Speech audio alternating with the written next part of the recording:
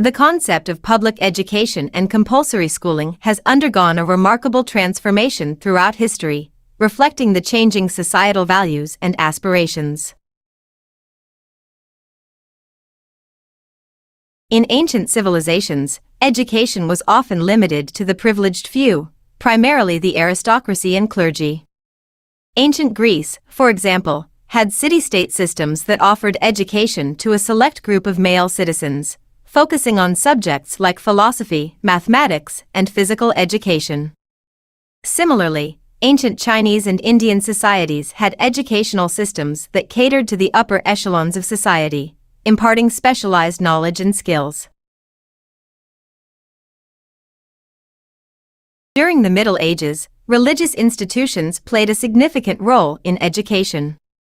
Monastic and cathedral schools were established by religious orders, offering education to novices and local children.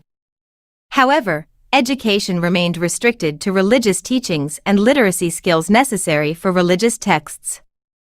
Alongside these institutions, charity schools emerged in Europe, aiming to provide basic education to the poor and disadvantaged. The Enlightenment era brought about a shift in the perception of education, emphasizing reason, progress, and the rights of individuals. Prominent philosophers like John Locke and Jean-Jacques Rousseau advocated for universal education to foster enlightened citizens. In response, various European countries began establishing public education systems, often state-driven, aiming to provide education to all citizens, irrespective of social class. The advent of the Industrial Revolution in the 18th and 19th centuries further accelerated the need for an educated workforce. This period witnessed the introduction of compulsory schooling laws, making education mandatory for children. Germany, in the early 19th century, was among the first countries to enforce such laws, which later spread to other parts of Europe and the United States. Compulsory schooling laws aimed to ensure that children received basic education and acquired skills necessary for industrialized economies.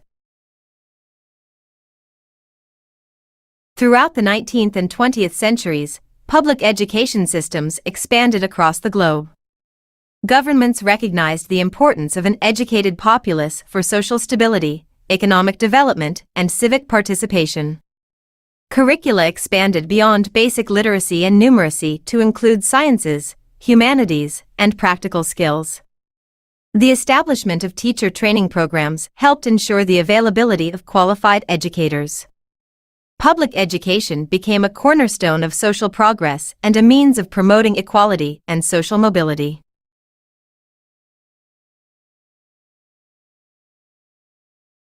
The history of public education and compulsory schooling has not been without challenges. In some regions, marginalized communities faced systemic barriers to accessing quality education. Education reform movements emerged in response, advocating for inclusive education, equal opportunities, and tailored approaches to meet diverse student needs. Progressive educators like John Dewey emphasized experiential learning, individualized instruction, and holistic development, leading to the implementation of alternative educational philosophies and practices.